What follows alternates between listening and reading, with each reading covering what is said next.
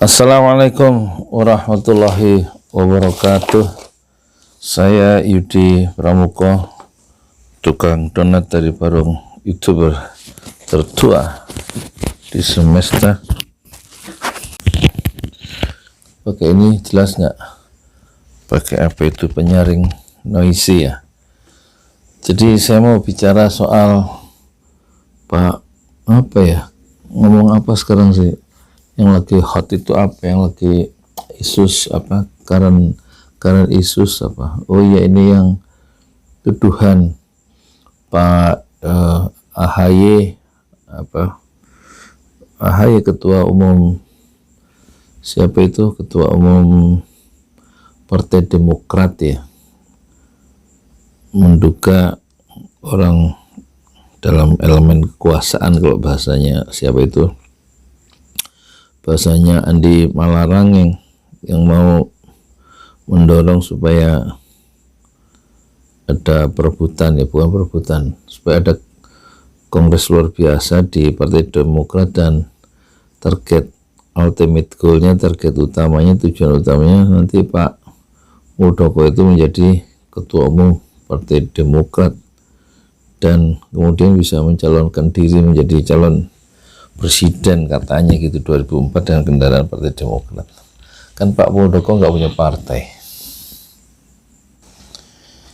Ya mungkin Pak Muldoko itu punya ambisi-ambisi yang secara realistis mungkin bisa bisa dikejar, bisa dicapai, tapi dia juga akan berhitung ya. Kalau untuk menjadi presiden kan harus ada partainya, dan harus untuk mencalonkan presiden, jadi presiden kan harus minimal didukung oleh 20% suara ya, berdasarkan undang-undang Pilpres kan. Jadi batas presidential threshold ya. Dan mungkin kenapa dia tertarik menjadi presiden melalui posisi ketua umum, dan masih ada waktu kan, sekarang baru 2021, pertarungan 2024 ya. Ya mungkin itu masih mungkin ya.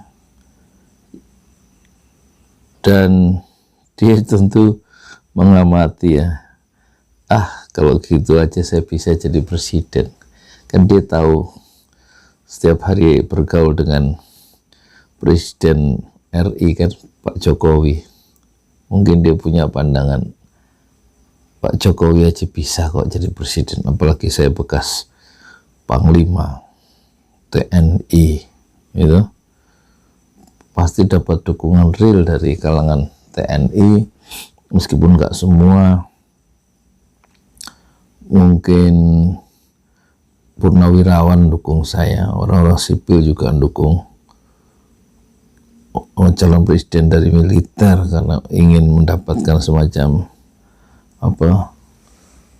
ada rasa aman secara psikologis di tengah situasi bangsa yang kedaulatannya terganggu. Mungkin sosok yang dipikirkan oleh sebagian besar rakyat itu perlunya presiden yang tegas, yang disiplin, dan sudah punya track record dalam pemerintahan itu.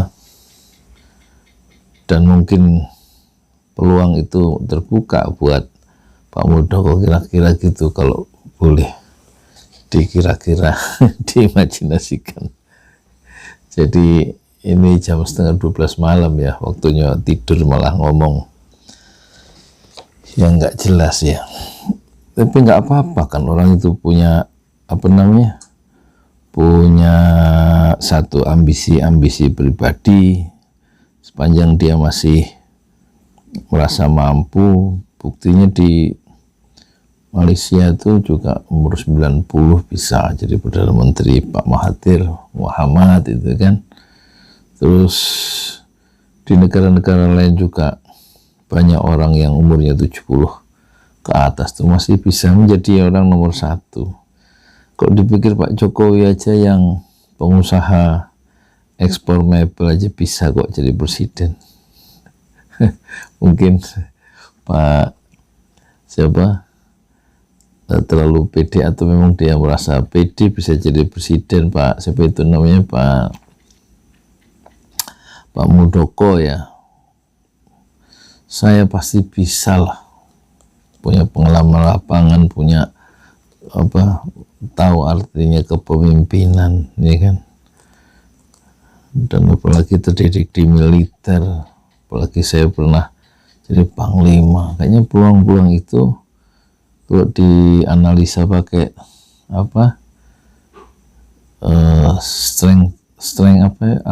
analisa SWOT itu loh, strength, kekuatan saya apa, weakness, kelemahan saya apa, terus kemudian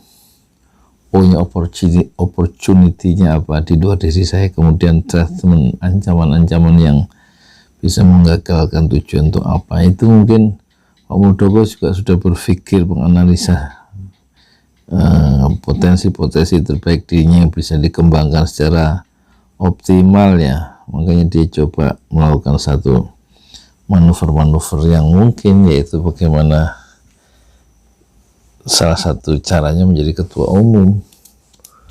Kalau kasus Pak Jokowi nggak perlu jadi ketua umum karena didukung oleh didukung oleh banyak pihak ya, dan tinggal dikasih semacam baju jaket merah ya, bukan asalnya kan kader asli dari PDIP, kemudian hanya diambil gitu ya, dicomot dalam tanda petik, dijadikan kalau dulu istilahnya ayam jago ya, ayam jago dalam tanda petik ya, yang bisa dijadikan andalan untuk berkompetisi mencapai posisi politik yang tertinggi. Betapanya naluri-naluri politik Pak Muldoko kelihatannya mulai muncul ya, seiring dengan pengalamannya sejak tahun 2017 itu menjadi di KSP ya. Ambisi calon presiden mungkin gagal karena disalib oleh Pak Kiai Ma'ruf Amin yang dipilih oleh Pak Jokowi, dan nggak bisa jadi menteri juga, menteri pertahanan, karena diisi oleh Prabowo, dan juga tidak bisa jadi menteri Menko Polhukam ya. Dan akhirnya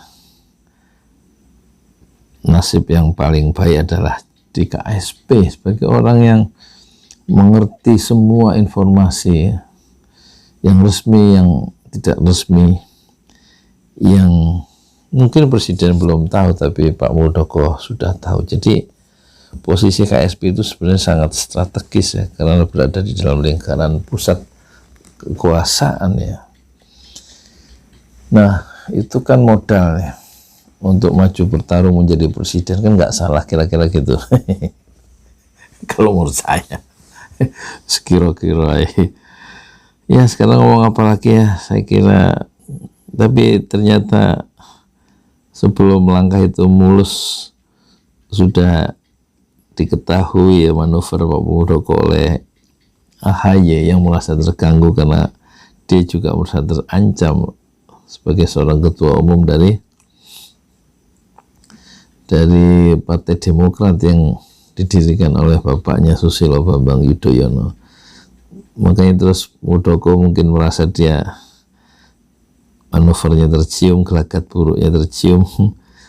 Dia bilang ke AHY, kalau jadi pemimpin katanya jangan baperan, jangan mudah terombang ambing. Tapi AHY ya pintar juga, dia ngirim surat langsung ke Jokowi ya, sebagai ketua umum ya dari Partai Demokrat. Dia ngirim surat minta klarifikasi apa betul ya manuver-manuver yang dilakukan oleh Pak Muldoko sebagai bawahnya di KSP itu apa betul ada usaha-usaha untuk melakukan pengambil alihan kekuasaan, apakah itu restu dari Pak Jokowi, kira-kira gitu. Dan surat itu sudah 2 atau 3 hari sejak konferensi pers dikirimkan, itu belum ada jawabannya dari Pak Presiden. Tapi Tentu yang menjawab Pak Muldoko, katanya jangan dikait-kaitkan dengan apa, dengan presiden, dengan Joko Widodo, itu urusan pribadi saya, katanya. Marahlah Andi Malarangeng itu. Gimana bedakan apa, Muldoko sebagai pribadi dan Muldoko sebagai orang KSP, apalagi waktu dia itu ngomong di pers itu membantah atau mengklarifikasi tuduhan AHY itu, dia bilang itu urusan soal Muldoko pribadi, tapi ketika ngomong gitu di kiri-kirinya kata Andi Malarangeng, dia Muldoko pakai lencana sebagai pejabat tinggi ya, jadi kan susah bedakan Muldoko sebagai KSP, kantor staf presiden, atau Muldoko secara pribadi. Yaitu pasti Muldoko sebagai orang KSP lah. Jadi itu artinya kalau bahasanya Andi Malarangeng itu ya ada elemen-elemen kekuasaan hari kini, masih mau mencampuri rumah tangga orang lain, yaitu partai orang lain untuk dipengaruhi ya oleh kekuasaan. Jadi dia marah juga rupanya Andi Malarangeng. Ya udah gitu aja.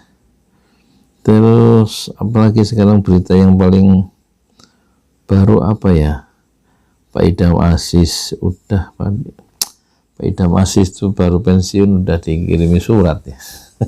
sama profesor dokter siapa itu, Margarito Kamis ya, ahli hukum tata negara. Dia nulisnya itu dari Ternate, rupanya di sana ada universitas di Ternate dan posisi penting tampaknya dijabat oleh Margarito.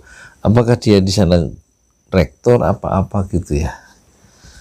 Kelihatannya sebagai orang Ternate, orang Indonesia Timur, universitas di Ternate itu sangat memerlukan siapa itu, Bung Margarito. Tapi Margarito nggak harus ke Jakarta untuk mengkritik atau mempersoalkan kepemimpinan Kapolri yang lama, yaitu Idam Aziz ya. Cukup dari Ternate, karena apa, sebuah kemungkinan ya, kemajuan teknologi itu membuat orang bisa menyebarkan ide ke 5 benua meskipun dari sebuah desa di kaki bukit misalnya. Dan surat itu begitu viral, dimuat di headline di media-media online yang ternama ya. Ini ada di mana ini? Di CNN, ada di FNN, di apa lagi? Ya banyak ya.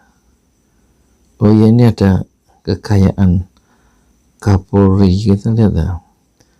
Mengintip kekayaan Kapolri Idam Aziz 8 November 2020. Berapa ya? Ini kata Kompas ya. Tahun 19, Komisi 3 DPR RI pada tahun 2019 secara aklamasi menyetujui pengangkatan Idam Aziz. Oh, ini berita yang menjadi Kapolri, menggantikan Tito Karnavian yang ditunjuk Menteri Dalam Negeri di pemerintahan Pak Jokowi periode kedua. Nah, siapa ini Idam Aziz? Ini rupanya perwira polisi kelahiran Kendari, Sulawesi Tenggara, alumni Akademi Kepolisian tahun 88.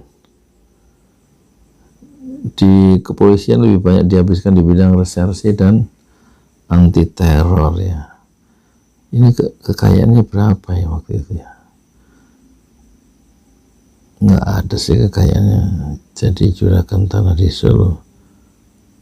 Ini deretan properti. Oh, jadi juragan tanah di Solo ini deretan properti milik Pemda Jokowi.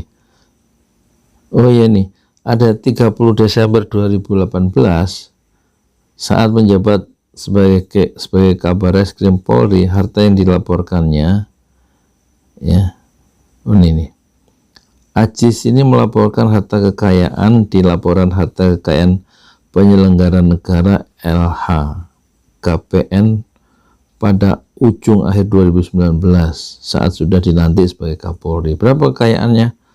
Total yang dilaporkan 5,51 miliar atau tepatnya 5.513.813. Nah, kata wartawan Kompas, yang menarik, harta kekayaan yang dilaporkan Idam jumlahnya sama atau tetap selama 3 tahun berturut-turut. Ya nggak apa-apa lah, udah nggak usah dibahas. Jadi curahan tanah di Solo ini deretan properti milik Presiden Jokowi ya, kita klik ya. Kata Senin 15 Juni 2020, setahun yang lalu ya.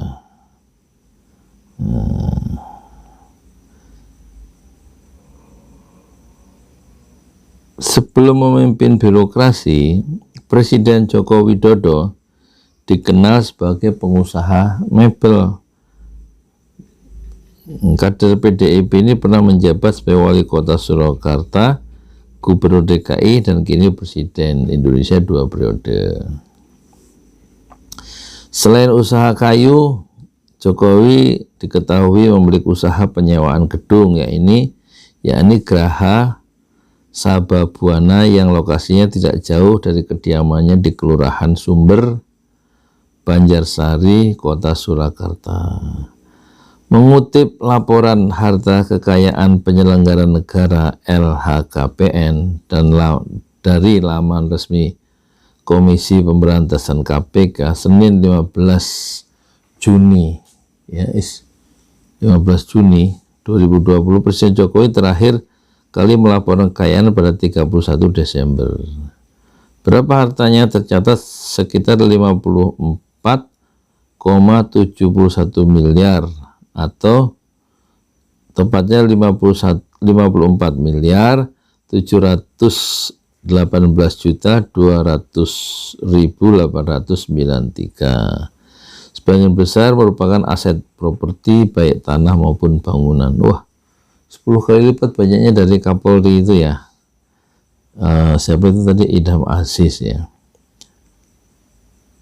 Sebagai juragan tanah, kata Kompas, Jokowi tercatat memiliki sederet tanah dan bangunan yang hampir semuanya berada di wilayah X Karesidenan Solo atau Solo Raya. Ya, gitulah. Rinciannya ada 19 bidang tanah. Banyak ya, 19 bidang tanah. Kemarin tanggal 1 Februari saya selaku ketua yayasan Pesantren Jolali baru bebasin tanah, uangnya dari donatur di seluruh dunia yang dikumpulkan selama 23 bulan ada 201 juta yang kita bayarkan untuk membebaskan tanah 400 meter kali 750.000 itu berarti 300 juta, kita bayarkan 201 juta, jadi kurang 100 juta atau 100, kurang 99. Kita minta waktu setahun ya untuk menguasai atau untuk memiliki tanah seluas 400 meter. Iya, 400 meter rencana untuk bikin madrasah, masjid sama pesantren Jolali yang sudah hampir 10 tahun. Pesantren Jolali itu saya dirikan 2 Juni kan 2011 ya, hampir 10 tahun nggak punya gedung. Untuk menguasai tanah 400 meter itu masih utang 100 juta dan uangnya dari para donatur. Terima kasih ya donaturnya di 5 benua ya. Kemarin 1 Februari di notarisnya di Mampang ya, di Pancoran Mas Depok. 19 bidang tanah dan bangunan milik Jokowi yang tersebar di kota Surakarta, Kabupaten Sragen, Kabupaten Karanganyar, Kabupaten Boyolali, dan Kabupaten Sukoharjo. Satu aset properti sisanya berada di luar Solo Raya, yaitu sebuah bangunan di kota Jakarta Selatan. Wah. Nah, ini 168 persegi. Bangunan dan tanah 150 meter persegi di Sukoharjo. Dari hasil sendiri senilai 420 juta. Terus tanah 838 meter persegi. Tanahnya 500 meter persegi, berarti 2 lantai ya. Hasil usaha sendiri senilai 6.510. Waduh, enak nih kalau punya duit banyak buat pesantren. Dan ini banyak ya di Kompas, silahkan dilihat ya. Nilainya udah MM-an. Tanah bangunan. Sementara Ojolali punya tanah 400 meter. Tanah kebun, belum ada bangunannya. Ya, nasib orang berbeda-beda ya. Ini ada juga kekayaan Luhut ya. Jadi ternyata kembali ke Pak itu tadi, kenapa orang itu pengen jadi presiden atau memiliki kekuasaan ya? Itu sifat manusia begitu, kata Imam Al-Ghazali. Semakin orang itu tambah umur, itu bukannya tambah kendor, itu cinta dunianya, itu dia ingin semakin berkuasa dengan tambahnya umur gitu, kata Imam Al-Ghazali. Sifat manusia ya tentu ada harapannya, dia ingin lebih dihormati dengan kekuasaannya dan lebih banyak uang dengan oleh kekuasaan yang dia punyai ya kan. Dan juga kalau menurut Rasulullah itu manusia itu sifatnya kalau nggak hati-hati dia itu punya sifat tomak ya, sifat greedy, sifat apa ini namanya, kalau punya ada 2 gunung, di bawahnya itu kan, di samping 2 gunung itu kan ada lembah. Kalau isinya emas, lembah di antara 2 gunung itu, orang sudah menguasai lembah emas, dia ingin menguasai lembah emas yang kedua. Setelah punya lembah emas yang kedua, dia ingin punya lagi lembah emas yang ketiga. Itulah sifat manusia. Dan kata Rasulullah, akhir cerita dari orang yang selalu mengejar ya, benda-benda duniawi itu, akhirnya yang dia dapat adalah seukuran tubuhnya waktu dia ditanam di kuburan, ukuran 1 kali 2 meter. Itulah yang dia dapat, tanah yang akan menyumpal mulutnya itu. Ya sebaiknya sih dunia secukupnya saja. Walal akhiratu khairu wa abqa, di surat Sabih Hisma ya. Sabih Hisma itu surat apa ya? Yang suka saya baca kalau jadi imam itu Sabih Hisma rabbikal a'la alladzi khalaqa fasawwa itu. Jadi akhirat itu wal akhiratu khairu wa abqa, lebih bagus, lebih utama daripada wa'ab kok lebih kekal akhirat itu dibanding dunia. Jadi hendaknya orang itu meneguhkan orientasi hidupnya untuk mengejar bukan dunia tapi mengejar akhirat. Kalau akhirat itu dikejar maka otomatis dunia dapat, tapi kalau dunia yang dikejar, akhirat pasti ketinggalan. Ya gitu aja, ini percobaan ngomong sendiri nggak jelas ya. Assalamualaikum warahmatullahi wabarakatuh. Moga-moga ada gunanya ya. Saya Yudi Pramuko, tukang donat dari para YouTuber tertua di semesta Fasbir Sabran Jamilah, bersabarlah dengan kesabaran yang ada. Assalamualaikum warahmatullahi wabarakatuh. You've given so much to me, Allah, so I bow down on my knees.